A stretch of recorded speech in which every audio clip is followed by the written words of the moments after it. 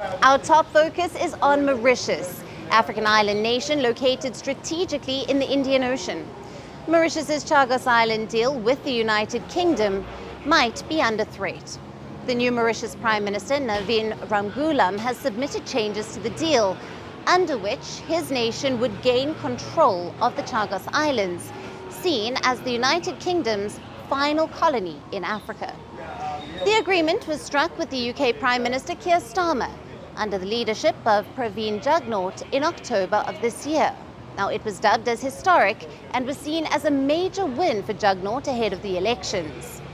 But just a few days later, Mauritius held the general elections, and opposition led by Navin Ramgoolam secured a landslide win.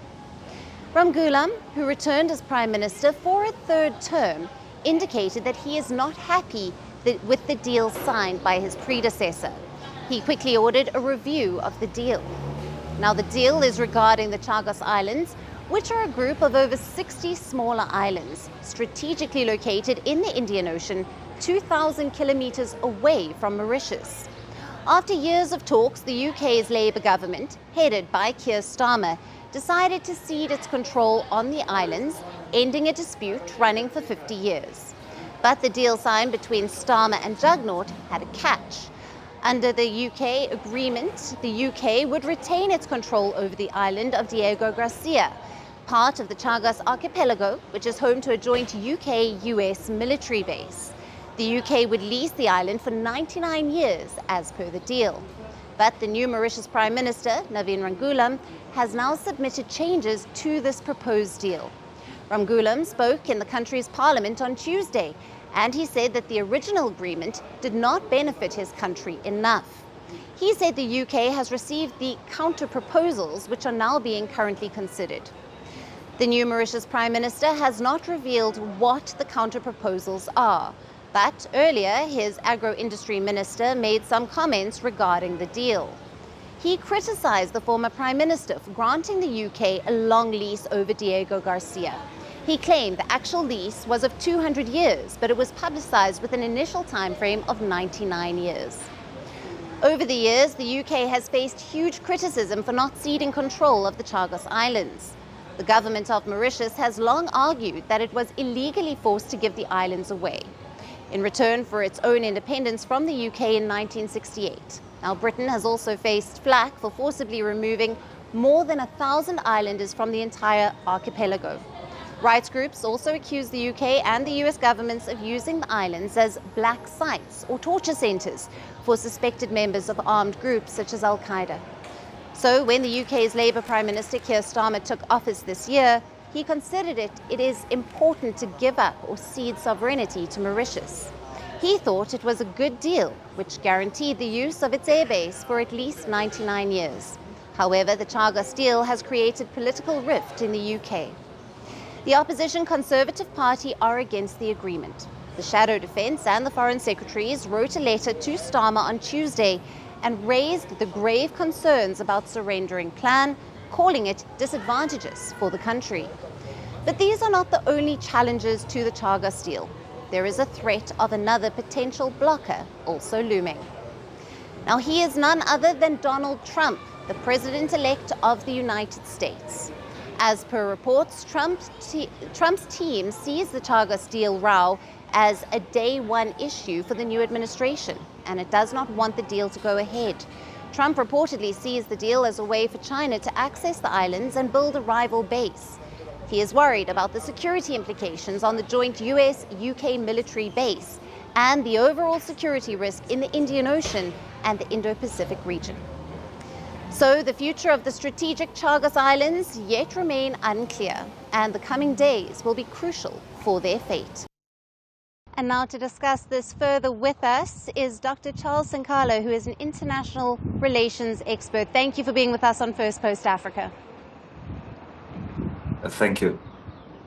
Now, what are the key changes that the government has proposed to the deal concerning the future of the Chagos Islands, and how do they reflect the aspirations of the Mauritian people?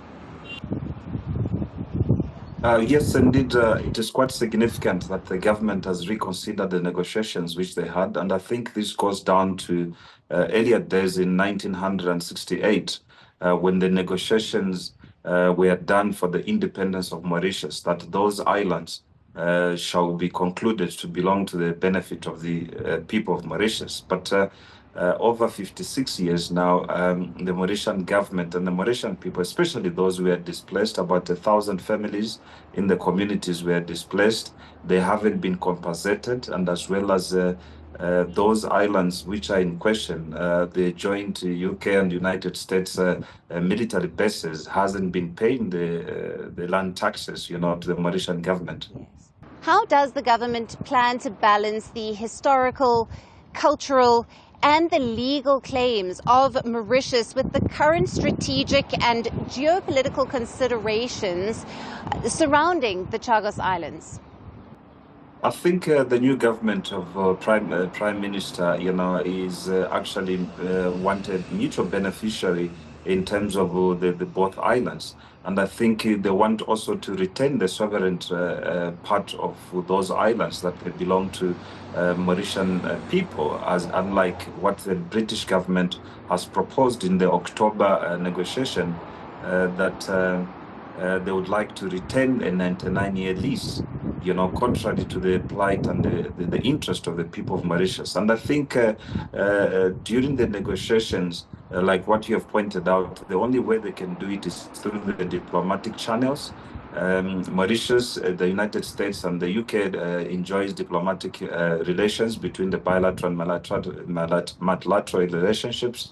And I think those channels, they need to continue negotiating. I believe the Prime Minister met the delegation which came from the UK to represent in terms of, they met on the 11th of December this year to negotiate further in terms of the mutual benefit of those two islands. Now, what measures are being taken to ensure that the communities do have a central role in shaping the future of the Chagos Islands? I think the communities has appointed their representatives who are now also not only the other parties, the UK, the US-led interest within that representatives or envoys.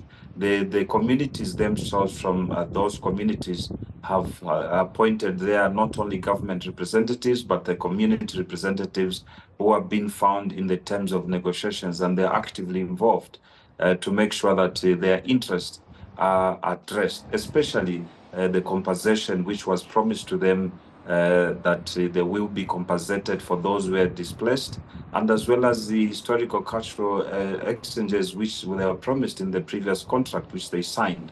Once those are addressed in the presence of the community, then they shall move forward to sign a new agreement. Doctor, thank you very much for being with us on Firstpost Africa. Your values are very appreciated. Thank you. It's a pleasure.